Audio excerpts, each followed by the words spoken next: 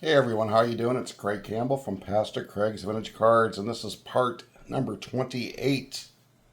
Yes, part number 28 of my hybrid NFL set build with cards between 1970 and 73. One card for every player that had a card issued during that time. And this sheet here, as you can see, I've got a missing card right there, and we're going to get to that. And it's really not because I can't find the card. It's just money's been a little bit tight lately, and I just haven't been able to find the right one at the right price, and so I haven't got it. And there's only about like 4 or 5 more cards that I need, but we're moving right along. And kind of an interesting page here today. And let me turn this down here a little bit, and we'll try to zoom in on some of these cards so you can see them just a little bit better. There we go. Try to make sure I zoom in on them so you guys can see them a little bit better as we go along. But first off, we've got this 1971 card of Terry Hanratty. Rookie card, 1971 tops. He had also cards issued in 1974 and 1976. Terry was drafted in 1969 with a 30th pick out of Notre Dame. He was a 3-year starter at Notre Dame. He was a 2-time All-American. And he was a starter in Pittsburgh until losing his job to Terry Bradshaw, who went on to become a Hall of Famer. He was a backup quarterback for the Steelers, and he's also a 2-time Super Bowl champion as a backup. Terry was picked up by the expansion Tampa Bay team in 1976, where he backed up Steve Spurrier. Terry's last start was against the Steelers. He played against his old team, the Steelers, when he played for Tampa Bay in 76. Terry finished with 50 games. He suited up in 50 games, starting only 18. He threw for 2,500 yards with 24 touchdowns and 35 interceptions. That's not a very good ratio, but Terry was a member of the College Football Hall of Fame. He was a great quarterback at Notre Dame, that is for sure. Next up, we've got Don Hanson with the Atlanta Falcons. This is Don's rookie card. He had cards issued in 74 and 75 as well. He was drafted in 1966 with the 42nd pick by the Vikings. He played for the Vikings from 66 to 68, the Falcons from 69 to 75, the Seahawks in 76, and then he finished up with the Packers in 76 and 77 as a loyal Packer backer. I do not remember Don Hanson. I would have been 14 or 15 years old at the time, so I should have remembered him. Don was known as an extremely hard hitter, considered to be an overachiever at linebacker. He suited up in 142 games, starting 113. From 1970 to 1975, he started every single game. He finished with 10 interceptions, 13 fumble recoveries, with 1 touchdown. This guy here, Cedrick Hardman, with the San Francisco 49ers. I do remember him. Cedrick's rookie card is at 1971 tops. And then he had cards issued between 73 and 76. Cedrick, he skipped 3 grades in elementary school. And he was only 16 when he graduated high school. I think he went to first grade, and then they put him like right up into 3rd grade. And then he went from 3rd to 5th. Very intelligent guy. He graduated high school at the age of 16. And he only was able to play 1 year of high school football. 1, because he was too young, and 2, because he was too small. He attended college on an academic scholarship at the age of 16. He was a freshman. But by his junior year, Cedrick had grown to be 6'3" and 240 pounds. He played defensive end alongside future Hall of Famer Mean Joe Green. What a college line that would have been. Cedrick Hardman and Mean Joe Green. He studied film when he was in college of Deacon Jones, and it has been determined, that he had 30 sacks in a 10-game season, plus 8 more in the 2 college all-star games he played in. He had 38 sacks in 12 games. Cedrick played for the 49ers from 70 to 79 and the Raiders from 80 to 81. Now, when Cedrick was with the San Francisco 49ers, he was part of a defensive line that was called the Gold Rush. You had the Curtain of Steel in Pittsburgh, the Purple People Eaters in Minnesota, the Fearsome Foursome in LA. The 49ers were called the Gold Rush. And in 1976, that team recorded 61 sacks in a 14-game season. 61 sacks, setting a record. He was the first player to ever record at least 8 sacks per season in his first 9 years.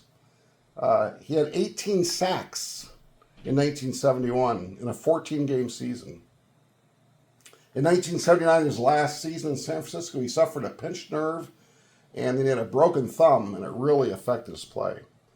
He got traded across the bay from San Francisco to Oakland, and he played for the Raiders. He did not start any games that year, but he had 9.5 sacks. It was a member of that Super Bowl 15 winning Raiders team that beat the Philadelphia Eagles. In 1981, again, he had no starts, but he played in all 16 games, and he scored his only touchdown on Monday Night Football after returning a fumble for 52 yards after a young Howie Long had sacked the quarterback. Cedrick was let go by the Raiders in August of '82. He finished his career with 121.5 sacks, good for 30th all-time. Cedrick suited up in 171 games, had a nice long career, starting 121. He was a 2-time Pro Bowler, and he was a 2-time second-team All-Pro. He finished with 9 fumble recoveries, 1 touchdown, and did record a safety. And I'm telling you, Cedrick Hardman, I remember him. He was a heck of a pass rusher. We've got 1972, Ed Hargett. Ed Hargett. This is his last card. His rookie card's in 1971, and he had 2 cards in this 1972 set. There was like a Pro Action plus this card here. He was drafted. Ed was drafted out of Texas A&M by the Saints with pick number 397. Yikes, that's pretty deep in the draft. He played with the Saints from 69 to 72, and then the Oilers in 72. Ed was a backup to Billy Kilmer his rookie year, and he also backed up Archie Manning in 71 and 72. With the Oilers, he was the 3rd-string quarterback behind Dan Pastorini and Lynn Dickey. Ed had hoped to salvage his career with the World Football League. He was there for 2 seasons. He finally got a starting quarterback spot, but the league folded halfway through that season. Ed suited up in the NFL for 49 games. He started 8, had a record of 1 win, 6 losses, and 1 tie. He had 11 touchdowns and 10 interceptions for his career with 2,700 yards. And he also rushed for 46 yards and 1 touchdown. Next, we got Charlie Haraway, Redskins running back. This is his rookie card. Charlie was a pretty good player. He also had a card issued in 1974. He was drafted in 1966 by the Browns with the 273rd pick out of San Jose State. Charlie played for the Browns from 66 to 68, and then the Redskins from 69 to 73. Charlie was the Browns' 2nd leading rusher in 1968, but then they waived him. They let him go, and the Redskins, they signed him. And Charlie teamed up with Larry Brown to form a great backfield. I remember them too. It was Larry Brown and Charlie Haraway. They went to the playoffs 3 straight years, and they made a Super Bowl 7 appearance against the unbeaten Dolphins. Charlie went to the Birmingham Americans in the World Football League in the WFL, and his team won the World Bowl. But then the league collapsed. Charlie retired. Charlie suited up for 110 games starting 73. He finished with 4,300 all-purpose yards and 27 touchdowns in his career. And as you can see, got a blank spot there. Franco Harris, rookie card, 1973. That's the card I need, is rookie card from 1973 for Franco Harris. So I got a Ricky Harris. That don't do me any good. Need a Franco. Ricky Harris, this is his last card. He was a defensive back with the Patriots. His rookie card's in 1966 Philadelphia, and he also had cards issued in 69 and 73. He was undrafted out of Arizona in 1965. He played with resigned with the Redskins. He played there from 65 to 70. And then the Patriots, 71 to 72. And then he went to the WFL in 74 and 75. Of course, that league collapsed, and that was it. He played in 111 NFL games starting 82. So he had a nice little career. Finished with 15 interceptions, 13 fumble recoveries with 1 touchdown. Next up, we got Jim Harrison. Jim Harrison with the Chicago Bears. This is his rookie card. He had another card issued in 1974. He was drafted by the Bears with the 28th pick. That's pretty high. 28th pick in 1971 out of Missouri. Played for the Bears from 71 to 74, primarily as a blocking back. In 4 years, Jim rushed for 1,100 yards, had 4 touchdowns, and he had 36 catches for 3 touchdowns. So Jim Harrison. Over here we got Doug Hart, his rookie card and his only card. Doug was undrafted out of Arlington State. He was signed by the Cardinals in 1963, but was waived before the season started. He was picked up by the Packers and spent the year on the taxi squad. Doug would go on to play in every Packer game from 1964 to 1971. Those are the glory years, baby, of Lambeau at Lombardi, the coach, Lambeau Field. He retired before training camp in 1972.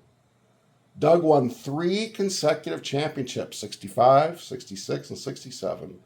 He played in 112 games, starting 58, had 15 interceptions and 5 fumble recoveries with 4 touchdowns. Doug Hart died January of 2020.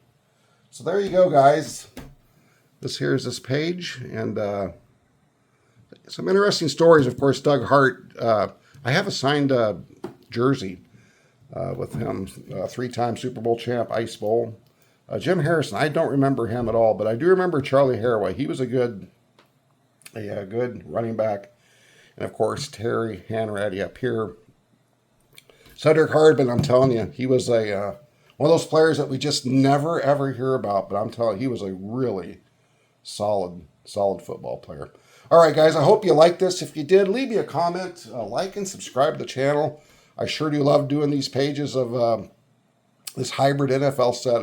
It's fun to go down memory lane, and a lot of these cards, I've had them since I was a kid, so they mean a lot to me. All right, guys, enjoy the hobby. Keep on collecting.